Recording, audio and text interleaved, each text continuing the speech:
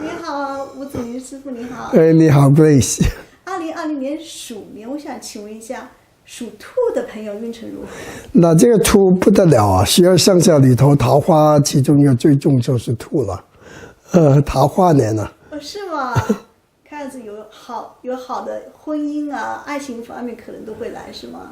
但是他也犯了个刑法的刑，所以呢，属兔的人呢，他就注意官司，注意开车啊，注意法律的冲突。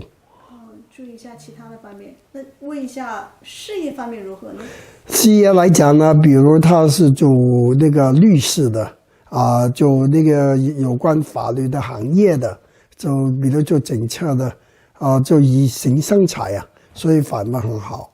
做警察或是律师的这方面，对，会发展很好。财运如何呢？财运来讲呢，他今年是不错的，比如他做的行业做明星啦，做歌星啦，做那个律师啦，今年都很好。一个是用桃花生财，一个是用这种刑来生财。这个，那会不会影响到健康方面呢？